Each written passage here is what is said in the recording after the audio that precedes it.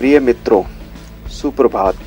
आज मैं आपके साथ सहकारी समिति क्या है, इसके क्या उद्देश्य होते हैं, इससे क्या फायदे हैं तथा इसके गठन व पंजीकरण की प्रक्रिया क्या है संबंधित विषयों पर बातचीत करना चाहूँगा।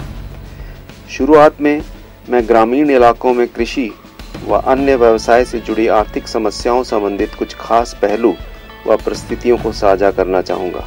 पहली परिस्थिति, देश के ग्रामीण क्षेत्रों में छोटा किसान व अन्य व्यवसाय में जुटा व्यक्ति कई प्रकार के जोखिम व शोषण का शिकार रहता है। फसल की सही पैदावार के लिए किसान को धन, उर्वरक, बीज, कीटनाशक दवाइयाँ व कृषि यंत्रों इत्यादि की सही समय, सही मात्रा व सही दाम पर आवश्यकता पड़ती है। इसके साथ साथ उसे मौसम, बरसात, सूखे व अन्य प्राकृतिक आपदाओं का भी सामना करना पड़ता है। सही पैदावार का उचित मूल्य वसूल कर पाना भी छोटे कृषक के लिए एक भारी समस्या है। उसे बाजार स्थिति की जानकारी के अभाव में व साहूकार के तुरंत पैसा लौटाने के लिए फसल को वहां नजदीक के बाजार में औने पौने दामों पर बेचना पड़ता है।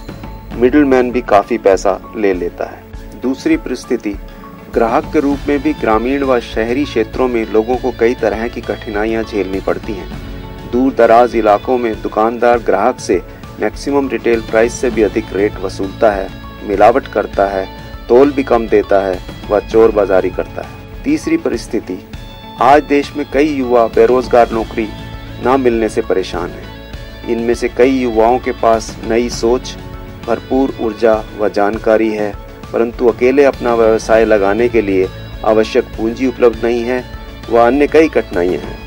इन सभी परिस्थितियों में परेशान लोगों की समस्याओं के समाधान के लिए सरकार ने एक कानूनी संगठन सहकारी समिति के रूप में एक विकल्प दिया है। सहकारी समिति का गठन किसी एक सामूहिक आर्थिक व सामाजिक हित का बचाव करने के लिए या किसी ऐसे सामूहिक हित जिस पर किसी को लूटा जा रहा है या परेशान किया जा रहा है, समाज में कई चुनौतियों का मिलकर एकजुट होकर सामना कर सकने के लिए किया जा सकता है।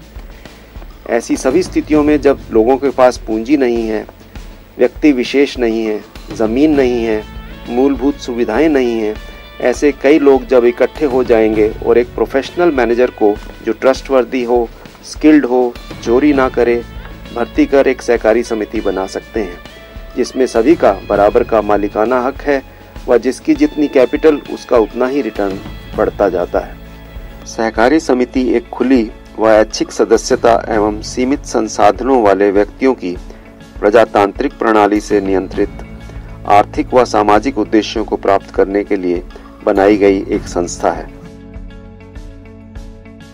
सहकारी समिति की खास विशेषताएं इस प्रकार हैं। बहुत अधिक पूंजी की आवश्यकता नहीं, सदस्यता बाध्यकर नहीं, सदस्यों के बीच पक्षपात नहीं, सभी सदस्यों के बराबर के अधिकार व जिम्मेदारियां, प्रजातांत्रिक प्रणाली, हर एक सदस्य का केवल एक वोट, सभी एक के लिए व हर एक सभी के लिए के सिद्धांत का अनुसरण, ज़्यादा से ज़्यादा सदस्यता की कोई सीमा नहीं।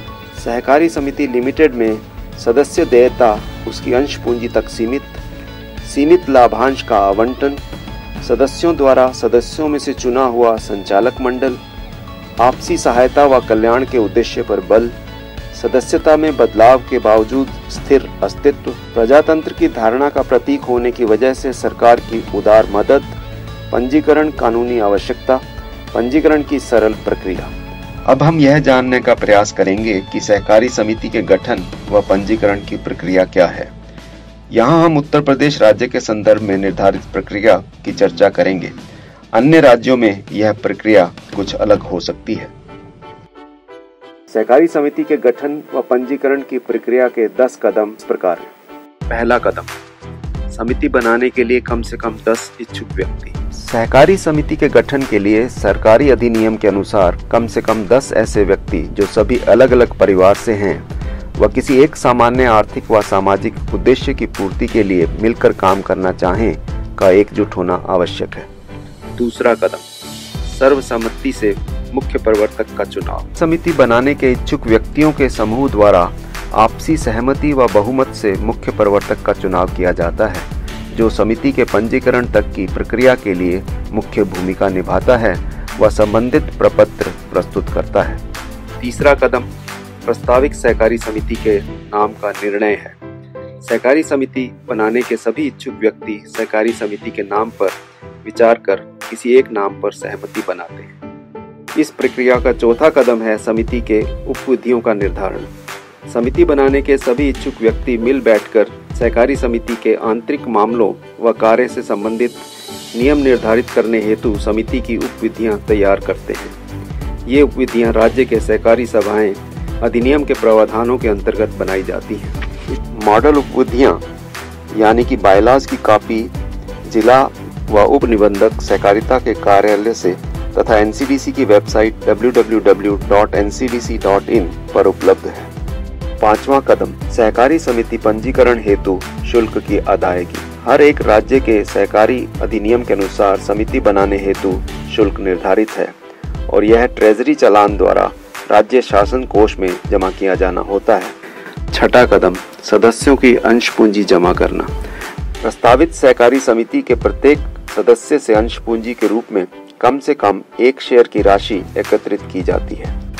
समिति का मुख्य प्रवर्तक एकत्रित राशि को जिला सहकारी बैंक लिमिटेड की शाखा में समिति के नाम से खाता खोलकर इस राशि को जमा कराता है तथा बैंक से इसकी रसीद प्राप्त करता है। समिति का खाता किसी कमर्शियल बैंक में भी खोला जा सकता है। इसके अलावा किसी भी प्रकार के शुल्क की भुगतान की आवश्यकता नहीं है। सातवां कदम, सहकारी समिति के गठन हेतु प्रार्थना पत्र। बैंक की औपचारिकताओं के पश्चात समिति का मुख्य प्रवर्तक समिति के गठन के लिए निर्धारित प्रारूप में प्रार्थना पर समस्त सूचनाओं एवं दस्तावेजों के साथ जिला निबंधक सहकारिता को प्रस्तुत करता है। आठवां कदम, सहकारी समिति के पंजीकरण के लिए दस्तावेज।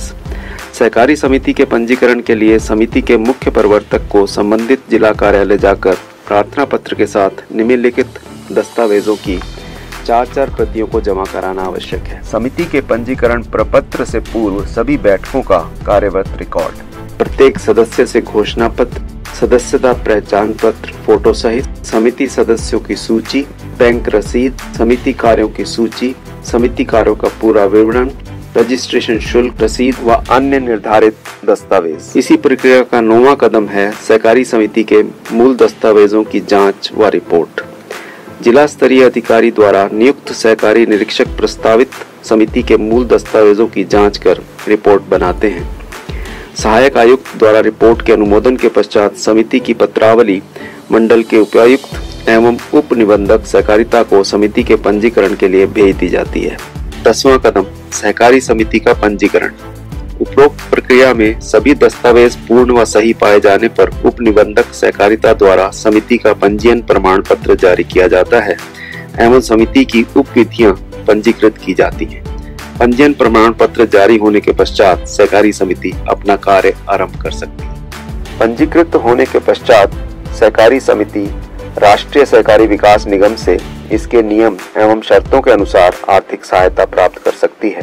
निगम द्वारा संचालित विभिन्न योजनाओं के तहत आर्थिक सहायता प्राप्त करने के लिए निगम के क्षेत्रीय कार्यालय एवं प्रधान कार्यालय को आर्थिक सहायता संबंधी प्रस्ताव भेजे जा सकते हैं।